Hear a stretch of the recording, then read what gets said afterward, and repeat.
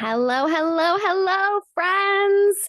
I'm super excited for this episode because this is like the new episode. It's the first episode of the relaunch and the rebrand going from I think I've done a few rebrands honestly on this podcast, but when you're in business, everything's just flowing and moving. I can't be cemented to one thing. I don't know. I got to change it up sometimes. And so here we are with the first episode with a new title, teaching you how to create content that is compelling and converts your audience. It's very interesting for me to kind of niche down a little bit and go in this direction, but I'm really excited about it.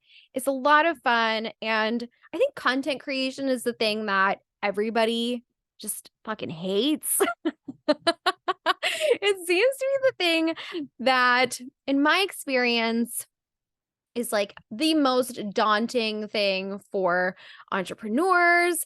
They feel like they spend hours and hours and hours just sitting in front of their computer or staring at their phone angrily, trying to like get lightning to strike, that inspiration to strike.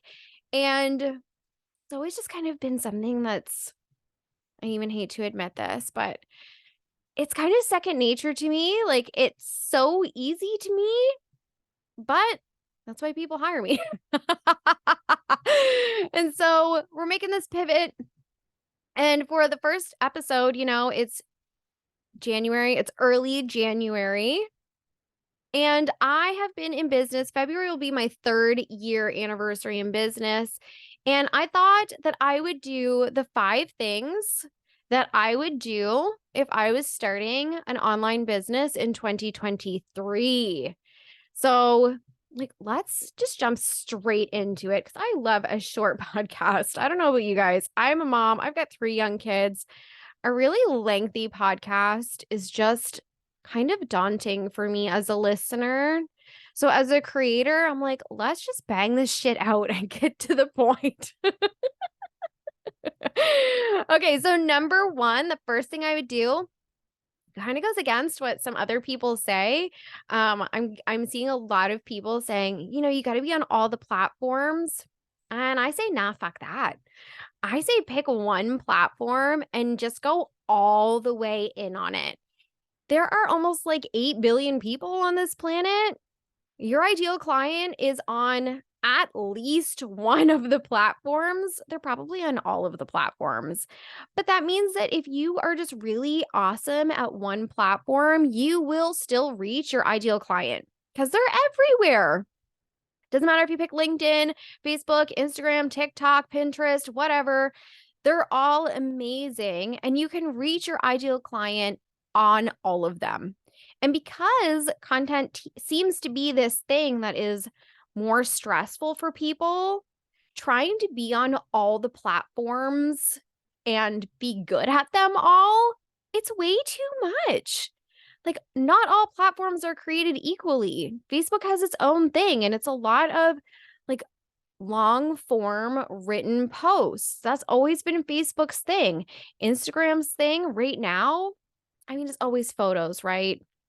But like reels, if you're not doing reels on Instagram, like you're missing out. So now you've gone from written content to video content. TikTok is another video content app. And so the demographics, the reasons that people are on these different apps vary. And so it's not going to work in your favor if you're just going to create one thing and try to cross post it everywhere, because the demographics are different. The reasons for people being on these platforms is different. And so it takes a little bit more intention than that. And I think that if I was going to be starting over brand new from scratch, brand new business owner, I would not worry about trying to be on every platform, not to mention all the random apps that just like spring up randomly that people tend to find themselves on. Don't worry about all of that stuff. Just pick one and go all in on it. That's all you need to do. And then you spend way less time on social media, way less time stressing out about your social media. Your phone or your computer becomes a huge point of contention in your life because you feel like every platform that you used to go on for your own entertainment is now work. And that sucks. Like, you still want to be entertained in the ways that you want to be entertained when you are on your phone and on your social media. So, my first bit of advice, pick one. It doesn't fucking matter, but just go all in on it. Learn it. Learn how to get good on it. Learn how to grow on it. Learn how to reach the right people on it. Learn how to create content that works on it. And just put all your eggs in that basket at first. And then once you really feel like you've got a handle on it, start spreading out. That's what I did. I started on Facebook. I started a Facebook group. It's got 4,300 people in it. And I feel like even saying most is an understatement. Like, all of my revenue has come from Facebook. And it's only like in the last year and a half or so that I've like gone over onto Instagram a little bit. It's only recently, like within the last few months, that I've been like playing with TikTok and Reels and stuff. Like, I mastered Facebook and now I play in other apps, but Facebook is still my place. The next thing that I would do would be to really focus on audience growth with the right people. There is a little bit of a misconception out there where we think that if we just build it, people will come. And this is not like a Rome situation. Like, no, just because you have a website and a huge product suite and all of these systems does not mean people will just start coming. You still need to know how to market. You still need to know how to put out content that speaks to your ideal client's problems and the vision that they have for their lives. And it needs to compel them to buy from you. So you want to be growing an audience of ideal people. I will give you a tip right now, and it makes me the worst person in the world. But if you are a little bit also the worst person in the world, you're going to find it hilarious. But I'm constantly adding and removing Facebook friends. And like, when I remove Facebook friends, it's on their birthday. You're sitting on your computer, Facebook comes up, it's on the side, and it's like, it's these people's birthdays. I will look at the people, and if I don't recognize them, or I don't feel like I vibe with them, or I don't feel like I've had a conversation with them, I might unfriend them on their birthday. Happy birthday, goodbye. But it's a great way, much better than those apps that you can download, like the Chrome extensions that don't really work well, trying to get you to clean up your friends list. Like, this is just a really clean way to do it. But also, friends, like, your social media is like, that's your place. That's your home. If you're going to run a business on social media, you need to take control back. I often see people saying, oh, my Instagram is crap or my Facebook feed is all negative people. You did that. You added those negative people. You're letting these people into your house and get their muddy shoes all over your white couch with their crappy attitudes. You get to unfriend, block, unfollow accordingly. Curate your social media to be what you want it to be. And maybe that means that you unfriend your friends from high school. I did a lot of that. Maybe that means you unfriend people from your town. I did a lot of that too. Maybe that means you unfriend your family. I may or may not have done some of that too. But my social media is my business storefront. And it's not doing myself any favors. It's not getting my bills paid if my social media feed is filled with people that I don't have anything in common with. They're not going to, buy my products or buy my services. They don't really resonate with what I'm doing. They're not my ideal clients. Why are they here? They're not going to be. Be really intentional. Like, curate the feeds that you want to have. Be friends with the people that you want to be friends with, the coaches you want to hire, the people in your niche, the people that you want to work with, the people that you hope to hire you. Add those people to your friends list, invite them to your groups, follow them on Instagram and TikTok and all of those things. Intentionally build your audience. And another tip for intentionally building your audience is being helpful everywhere. Like, you have a lot of knowledge and experience. I'm going to just go out on a limb here and assume that whatever your business is, you already know. You already know at least a little bit of what you want to do and how you want to help people, how you're good at helping people. If you don't, think about it. Do some journaling, do some market research, maybe a little bit. Ask around. When I first started, this is a complete rabbit hole, friends, but like, buckle up. When I first started coaching, I knew I wanted to coach. I had no idea what type of coaching I was going to be good at because, again, business and marketing and personal branding, I felt like everybody knew that stuff. I was wrong. And so I started coaching people for free on anything that they wanted me to coach them on. And that was really, really helpful for me because it showed me what people thought I knew about. And they were right because it was marketing and branding and sales and money and content creation and all the things that I charge for. But if you're not sure, the way you're currently showing up online is giving an indication of something to your ideal clients already. They already have assumptions about you and what your business is and how you can help them. So go ask. Like, literally just go ask. Ask them. And then be helpful. Share tips. Share advice. People are constantly looking for advice. People are on social media to be entertained, as I keep saying, but they also want to be entertained in very specific ways. They want to learn something new. They want to be taught something. They want to laugh and be entertained. They want to have fun. All of these things. Go and be helpful. Like, that is the best way to start building up that audience intentionally, commenting on other people's posts. Like, social media is meant to be social, and we have gotten so caught up and just like chuckling to ourselves and then continuing to scroll without engaging with other people at all. You want to build up an intentional audience of qualified, I hate saying leads, but I'm going to say leads because everyone knows what I mean if I say leads. Go be social on social media to grow that audience.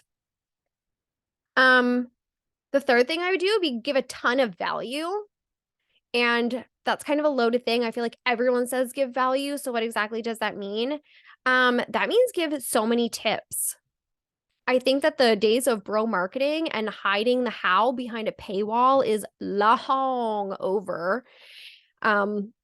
We're seeing so many people getting called out and cancel culture and this and that. And that's not what we're talking about today. But people are using way more discernment when they are investing their money. They want to make sure that the person that they are investing in can actually help them. And I think, like I said, gone are the days where people are just like, oh yeah, I can help you. I'm not telling you any information other than I can help you. Here is an invoice. We're going to share way more how.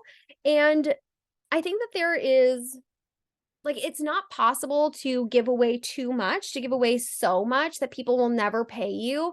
I mean, it is if you're going to do a ton of free coaching and coaching in your DMs and all of these things and giving away products and giving away your services. But if you're going to be on social media, your marketing wants to create an umbrella of value where it can cover a lot of people. But then for things that are very specific, they're hiring you. And that's where you bridge that gap, right? Where you're like, here, this is what I do. And oh, by the way, you can pay me for this. And they will pay you for this.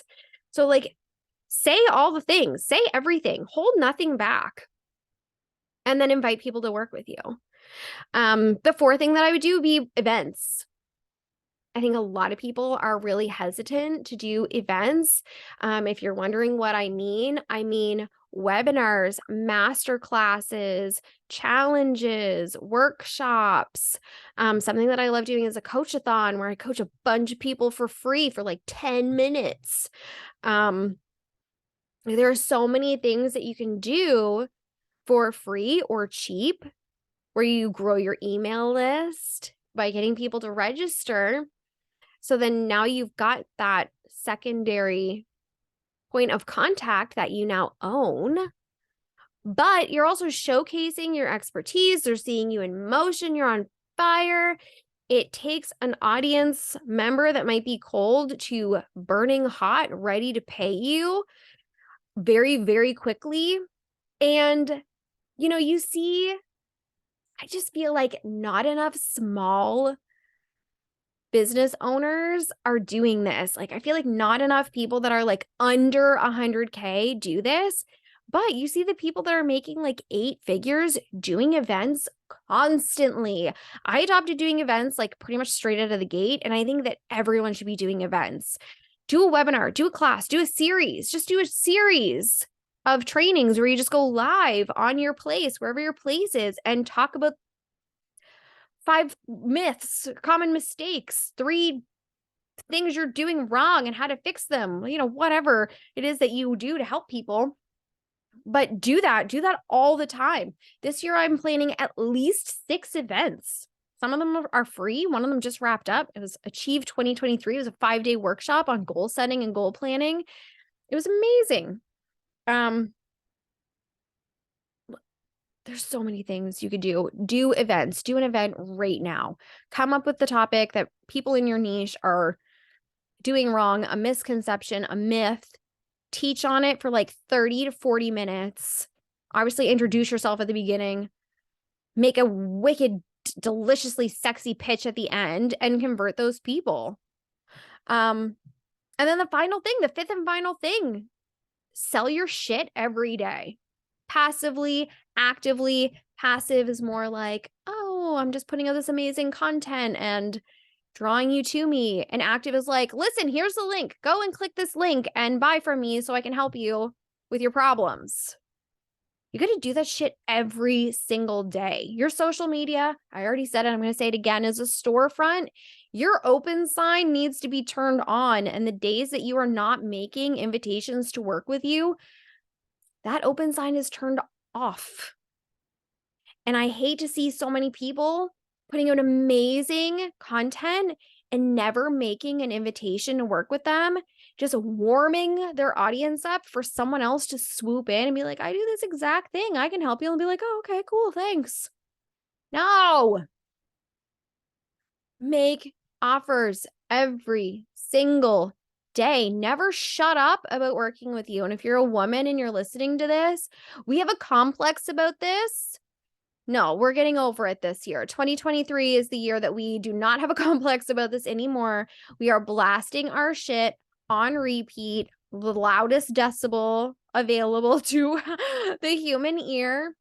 I want your offers shoved in my face. I don't even want to question what you do. And if you can help me and how you can help me, and if you're available to help me, I want it blasted, ladies. Don't let anybody question. Like, your intentions are clear. So those are the 5 things I do if I was starting a business right now. I hope you enjoyed it. I hope you loved it. Those are a lot of things that I did do. Can you tell I love the business I've created? I have. And I do. Yeah, I'd love to know your thoughts. Is there anything that you would do differently? Is there anything that you are going to implement? I hope you do an event immediately, but is there anything that you're going to implement? There's lots of chat options on here to comment on the episode. I'd love to know your thoughts. And yeah, thank you for coming and hanging out with me on the very first episode. And I will see you all later. See ya.